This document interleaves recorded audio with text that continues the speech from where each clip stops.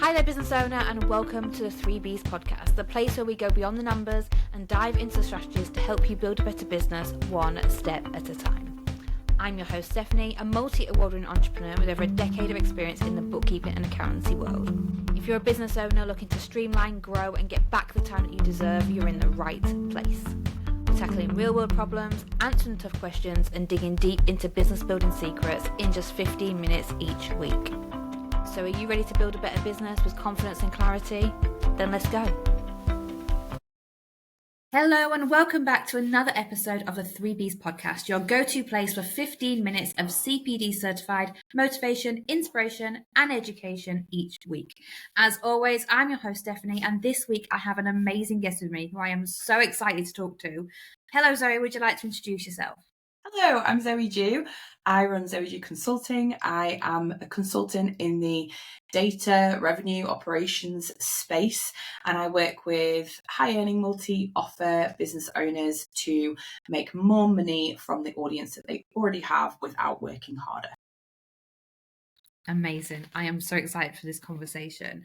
So Zoe and I both have an absolute love for data. You're going to hear that word a lot this episode, but I think we come at it from two very different angles that are both equally important for you as a business owner if you are looking to build a better business, which I presume you are by listening to or watching this episode. So first things first, Zoe, many founders know that they should look at the numbers. We talk about it a lot on the podcast already, but they avoid it and they bury their head in the sand. What's the biggest mindset shift that you think makes this a little less intimidating?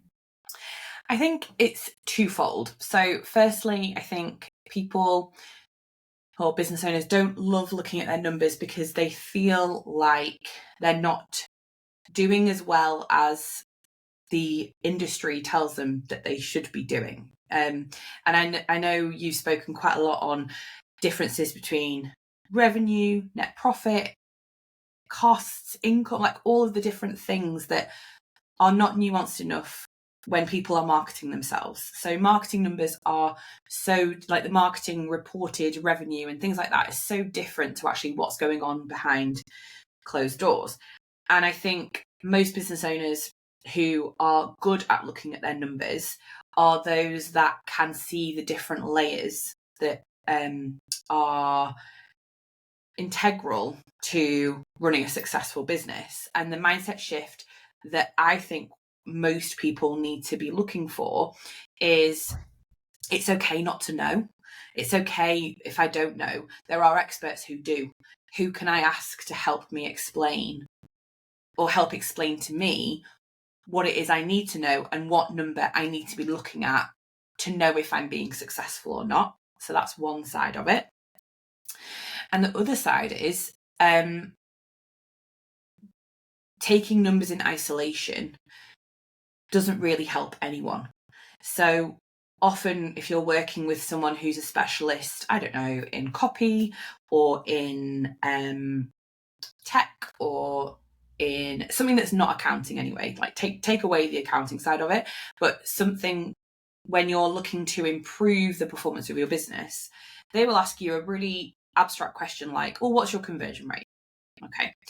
And that can be intimidating to someone, but even if it's not intimidating to you, the thing you should be asking back is, what are you wanting to know from me answering this question? Because a conversion rate can be anything from someone visiting your page and clicking on a link to visiting your page and buying something. I use the analogy of looking at a shop window. So a conversion rate could be someone walking past, the difference between someone walking past the shop and stopping to look, or stopping to look and walking through the door, or walking through the door and browsing, or browsing and purchasing. So there we've got like 5 different points of conversion. So when this is just a really super specific example that's been on my mind recently, but if anyone was to ever ask you what is your conversion rate, I can understand why business owners get frustrated and in a bit of a fluster, because it's like, well, what are you asking? What are you asking me to tell you here? So the main underlying thing is, if you don't know, it's absolutely fine. Either go and Google it or ask someone who does know, or ask specifically what are they looking for so that you can get the best help from them. Amazing. I never thought of it like that. Like conversion rate to me was always how many people click the button in my emails. Like I didn't think that there was so many other ways of conversion rates. And when you hear that the industry standard should be this many percentage click to open ratios and in blah, blah, on your mailing list, that might not be specific to you and your business type. And I never really thought of it that way. Yeah. So email conversion rates is a great one. I could sit here and be like, I've got a 65% open rate on my emails. That's how good my emails are. But what I'm not telling you is that I've got 160 people on my email list. So actually, 60% of 160, you're the accountant. I don't know. So maybe 90 people are reading my emails. My click-through rate's about 2%. That is not converting into sales. Like, that's not creating sales for me. The sales come from my frequency of emailing. And the fact that I email every day and I get 60% open rate is probably more impressive. But if you look at someone who's got 15,000 people on their email list and their open rate is 30%, actually, if you look at it, what's that? 5,000 people reading their emails every time. So that's far more impressive. But on the surface, you know, their open rate's half the amount of mine. So actually, is it that they are worse because they have half of the open rate of me, or are they better because they've grown their email list to 15,000 people and they've still got 5,000 people? Like, it's just, and I can understand why business owners get frustrated with all of these numbers getting thrown around. But it's kind of why I don't hold any value on industry standards, because it's so unique to your business. I hold a little bit more faith in industry standards for your specific niche. So like, if you were to look at some of the big names who are also serving the audience that you serve and look at what they're doing as benchmarking, that's fine. But really, my personal view is you should only benchmark against yourself. And the only way you can benchmark against yourself is if you're actually looking at what's happening in your business, noting it down and coming back to it later. Yeah, I was going to say that's me. I just bet myself against myself. It's the easiest way. Yeah. So we were talking about layering. You were saying looking at all the different layers of maybe like the finance numbers and understanding what that means. I guess that gets more complicated when you've got more than one offer, more than one business, or different levels within your business. So is there 3 key metrics that every multi-offer business should track first before getting into more complex things? Yeah, definitely. I mean, personally, I think it's a lot easier if you're just starting to like look at what these numbers are and look at how you can improve things. I actually think it's easier to track behavior than numbers. So you can track numbers super simply in terms of how many inquiries have I got and how many sales have I got. That's a really easy thing to look at. Don't complicated with audience numbers, because again, audience numbers is a huge variable. You know, is audience numbers how many people on your email list, or is it, are you including every person who's been in every room that you've ever spoken in? Are they now in your audience because they are aware of you? It's a really arbitrary number to look at. But if you look at actually how many people inquired to work with me this week and how many sales have I made, that's, I'm going to kind of lump them together if I can like steal an extra one, because that gives you a really easy conversion rate. You know, I got 10 inquiries this week and I got 2 sales. That means I have a 1 in 5 conversion rate, or 20% conversion rate. And that's a really easy thing to go, okay, well, if I increase my inquiries, does that increase my sales? Yes. Okay, that's my conversion rate. I just need to know I need to get more inquiries in. Great. But actually, I would look at 3 behaviors you can track. Or maybe even 4, to then that will then inform how many inquiries you're getting when you are doing these behaviors. So the behaviors are, number 1, was I visible today? Did I market myself today? Where did I market myself? How often did I do that? So, you know, I posted on all my social media, I sent an email out. You know, maybe they're the things that you were to be visible.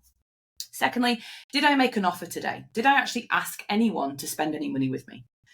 Because then that's the biggie. For me, most people are not making offers. When I say offer, I mean, I'm putting my hand up and going, I can do this for you. Come and spend some money with me. So did I make an offer today? And you need to be doing that every single day to make sure that you have inquiries coming through the door. 4th, this is something that people do inherently but don't track, which is, did I deliver excellence to my existing clients today?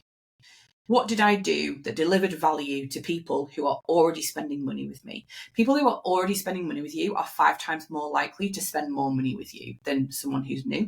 So actually, most of us should be concentrating on serving the people that are already customers, because they will come back.